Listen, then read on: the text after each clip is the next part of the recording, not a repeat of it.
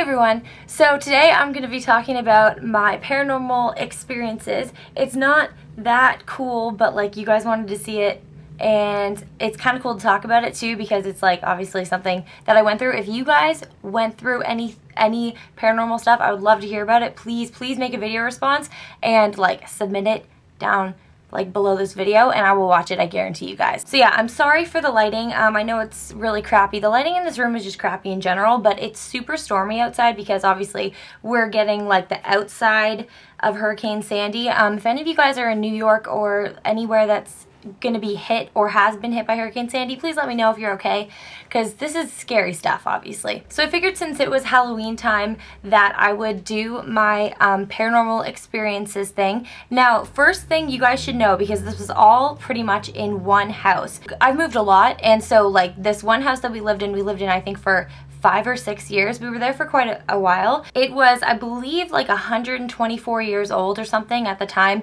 It was like this old wooden house. We rented that house, and so the landlord actually, like it was a big old wooden house split in half. It wasn't a semi, it was like purposely like split in half back to front, and we lived in the front. It was like a full-size house, and then at the back was the landlord, Frank, and his daughter, Emma. Okay, so they lived in that side, and then we lived in the front, and it connected through the laundry room. Okay, so if you went through the laundry room, we like shared it, and then okay, so you guys should know that. Is that better lighting? I don't know. Maybe it's spookier. Okay, I'm gonna keep it like this. I've had a couple of paranormal experiences in my life, as I'm sure a lot of you guys have. I do believe in ghosts. I believe in like supernatural stuff. If you don't believe in that kind of stuff, that's totally cool, but I definitely do. First of all, let me talk about something that doesn't have to do with that house. I was actually babysitting once, and I just thought I'd like throw this in there. I was babysitting these 3 kids that I babysat like all the time, and if you guys have ever seen When a Stranger Calls, it's when this babysitter is like babysitting the kids, and there's like a murderer inside the house, and he keeps calling the house, and it's like, have you checked the children? Like, that's what he says. It's a creepy movie. I just happened to have watched that movie a couple weeks before I was babysitting these kids. From ages, it went like from oldest to youngest, it went girl, boy, girl. Okay, the oldest girl, let's call her R, she had her own room, and then the boy, let's call him S, and the girl, let's call her J.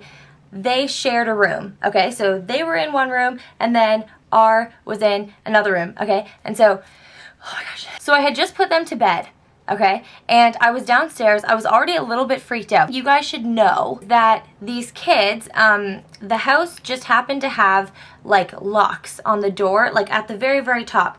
There were like these hooks, you know, and then when from the outside, you would like lock the door. Except they never used them because obviously why would you lock your children in the rooms, right? Like it happened to be there when they moved in, and they just never use it. It always just like hangs down.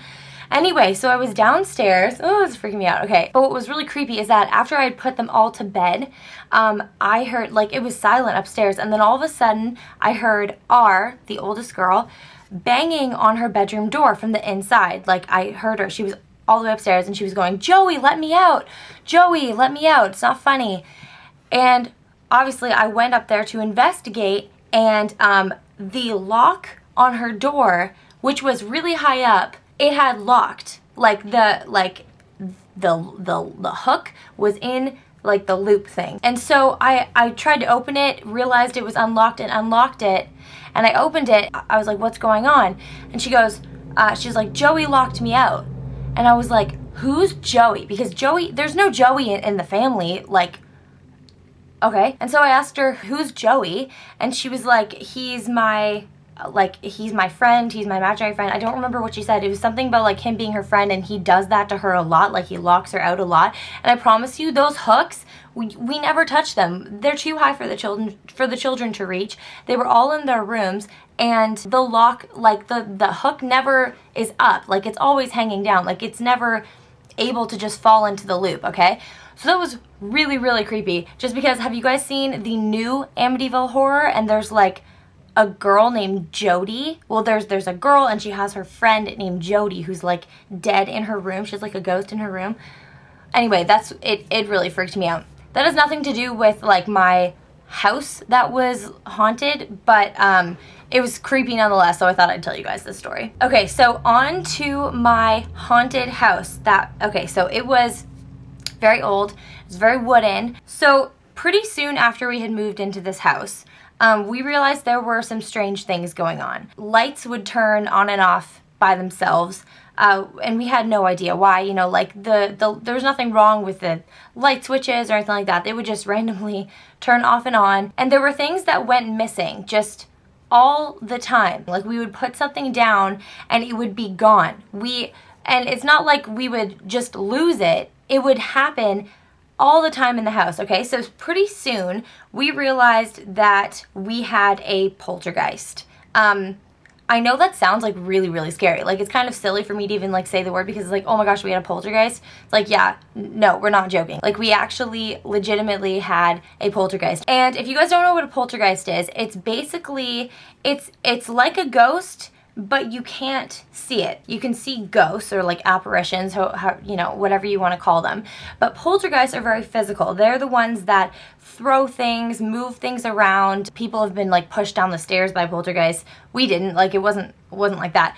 But yeah, we realized pretty soon that we had a poltergeist, but to make it, you know, a light situation, we named him Bob. And so whenever, you know, the lights would go on and off, we'd be like, oh, you know, Bob's at it again, or kind of thing. Another thing that would happen was our doorbell would ring all the time. We had it connected to multiple doors. It would ring just like completely like ding dong, ding dong, ding dong, ding dong, and we thought it was someone playing Nikki Nikki 9 Door for like a really long time, because when we'd open the door there'd be no one there. We thought maybe the doorbell was malfunctioning, so my mom actually replaced the doorbells, but it would happen with the new ones. I remember one time I opened the door and the doorbell is going off. There's no one at the door and it's still going ding dong, ding dong, ding dong, and no one is standing there, and I'm looking at the doorbell. It you know, really freaked us out. That was another thing that happened. Also, I had a new stereo that I had gotten for Christmas. It was like a 5 CD changer. It was like back when CDs were still relevant.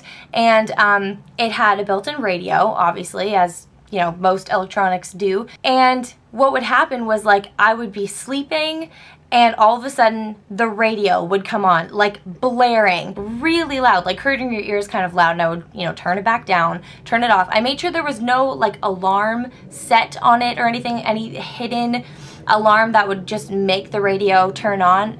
Trust me, it was not like that. Like it would do that all the time. I would turn it off and I would go downstairs, like I would turn the volume down, turn the power off, I would walk downstairs, and on my way downstairs it would blare the radio. I have no idea why this happened, and this also happened in Emma's side of the house, in her basement with her stereo, and it would freak us out so much. We could either be in the room, usually we weren't in the room when it happened actually, and so we would hear it and I'd have to go upstairs by myself and do that, and it was like freaking me out, because at that time we knew that something was going on in the house. One of the biggest things that happened was actually when my mom's car was in the shop.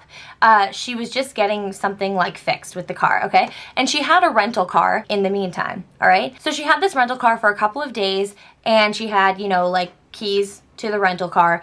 And she was obviously being, you know, very careful, because if you lose the keys, then you, okay. And I think someone's listening. So I swear, you guys, there are people listening outside my room. I'm not even kidding. This is how we pretty much really knew we had like a poltergeist. So she came home in the middle of the day because she forgot something. Like I don't even remember what she was getting. But we had an island in our kitchen, okay? We had this like white island in the middle of our kitchen. And that was right by the front door, okay? I wasn't there, I was at school, and Delaney was at school too. And it was only the three of us. So she comes home because she forgot something, okay? She put her keys down on the island. She goes upstairs to her room, gets whatever she needed to get, comes back down, and her keys were gone. Like, and it's not like Frank and Emma had, you know, access to our house or would even come into our house like when we were gone. That wasn't the thing. She literally put it on the table for like 20 seconds, goes upstairs, comes back, and they're nowhere to be found, okay? She didn't have a way to get back to work because her keys were gone. So she spent the entire rest of the day, she had to call work and tell them, like, I don't know where my keys are. They've vanished and I need to look for them. I'll come back, you know, whenever I find them. And so she ended up spending the entire weekday looking for these keys. She had no idea where they went. So Delaney and I come home from school and she's asking us to help her find these keys, these keys for her rental car. We literally looked like every inch of that kitchen, where it could have fallen or anything like that. We even like looked in the vents and stuff like that. So my mom ended up giving up and going back to the rental place and getting a spare set of keys until she could find her original pair. Okay, so a couple of days had passed and she was still using the rental car and stuff like that, but we couldn't find the keys anywhere. And so a couple of days later, my mom is, you know, just casually like packing things up for like her lunch or something for work. And she opens the Ziploc bag drawer and her keys are inside the box of Ziploc bags, okay? Like inside the drawer, inside the box of the Ziploc bags. And she like flipped her shit. She had no idea how this is possible because she was the only one in the house and the drawer was closed. Like there's just no way it could have happened without some kind of explanation. Like it wasn't a prank. Delaney and I didn't do it. And Emma and Frank didn't do it. You know, and so it really freaked us out. We chalked it up to Bob doing his thing. And then the biggest thing that happened, like the biggest event, I guess, that happened, oh my gosh, my heart's beating really fast, was that my mom was gone for the night. I don't even remember where she was because this was years ago. But she was gone for the night, and it was just me and Delaney in the house. And I was downstairs watching TV willy-nilly, and Delaney was upstairs talking to her friend on the phone. Okay, so if you guys can imagine this with me, okay? You're lying on a couch, lengthwise, obviously, and the TV is like in front of you, kind of to the right, okay? And so it was an open concept house, so there were no doors, okay? So I was in the living room watching TV, the wall is on my left, and there's a big window behind me, okay? And there's a love seat, like small couch behind me, okay? The window is one of those windows where it's like where our love seats go. It's like a 3-paned window thing, and there are 2 slimmer, tall windows on the side, kind of angled in, and then there's one big, long one in the middle, okay? But it was like wide and took up, you know, where the entire small couch behind me was, okay? So just imagine, we're alone, Delaney's upstairs talking on the phone, okay? It's nighttime, we live on an extremely quiet street, all right? Just so you know. So I'm watching TV quietly, whatever, it's nighttime, and all of a sudden, the window behind me, with no rhyme or reason, like no cause, the big window at the middle just shatters. All of a sudden, it just falls. And it's not like it broke towards me or towards the outside. It just, all of a sudden, the entire thing just falls to pieces. And it was so loud. It was so loud. I did not even look behind me when I heard it, like, because it was just like, shh. And I immediately, because I knew we had a poltergeist at that time, and I knew that poltergeists are known to throw rocks at windows. I know that sounds really ludicrous if you guys don't believe in this kind of stuff, but I know that poltergeists, to make themselves known and heard, they often throw rocks at windows. And so when that happened, I immediately started screaming my head off and booking it over to Frank's side of the house. Like, I come through the laundry room and I'm like banging on the door. I'm like, Frank, Frank, Frank. And I just remember him saying, oh shit. And he opens the door, and I'm like freaking out, and I'm talking a mile a minute, and I'm like, oh my gosh, you need to see, like, something just happened. Like, I was freaking out, you know. Delaney comes rushing down the stairs. She has no idea what happened. She has no idea why I'm screaming bloody murder. She thought that I, like, knocked a lamp over onto my leg or something like that. She had hung up the phone, and so I get Frank to come over, you know, to look at the window, and there was no glass inside. It all kind of like fell outside, I guess, kind of. And so he goes outside and he looks, you know, on the ground, and he noticed that there was a rock underneath the window, and he was like, I think someone, you know, threw a rock at the window. He's like, was there anybody outside on the street? Like, did you hear anybody? And I was like, no. The TV was turned, like the volume was turned way down, and you can hear other people because we lived on a quiet street. There was literally nothing, and then all of a sudden, like, that's what I heard. So that was definitely the biggest thing that had happened. After that, I came to the conclusion that, like, there's no doubt about it that we had a poltergeist. And then one of the last things that happened, which could easily, this part could easily have been like me coming out of a dream or something. And also, since poltergeists are, like not visible. I'm not sure if this is real, but I could have sworn I like saw Bob. I know this sounds really stupid. Like, please just, take what I'm saying and run with it, because I'm totally being serious, but I know I sound kind of ridiculous right now. But I feel like I saw him one time, even though you're not supposed to be able to see, Poltergeist. I swear I could have, because one time I was waking up in the morning. So let me just quickly show you. I had, like a twin bed like this, whatever, and then I had a night table right beside it, okay? So I was facing towards the night table when I was waking up, all right? But I just remember waking up and seeing an old black man sitting on my night table, like just sitting there and looking at me. Not in a creepy way, but just looking at me curiously, and like my eyes immediately, like I was trying to completely make myself be completely awake, because I didn't know whether this was a dream or not. I really don't think it was a dream, because it seemed very, very real, and I was awake like after that. Like, it's not like I had woken up or I was coming out of like limbo, or anything like that. I swear this happened. But it could have been me coming out of sleep. I wasn't scared. I remember just thinking like, maybe that's Bob. Maybe that's what he looks like, or something like that. I don't know. It sounds really crazy. And then, and I guess as I came to more, or as I was just trying to make sense of it, because he was there for probably about 10 seconds before he just kind of disappeared. And after that, I wasn't really scared of him much. It could have been completely fabricated in my mind. I swear it was real, but it definitely could have been.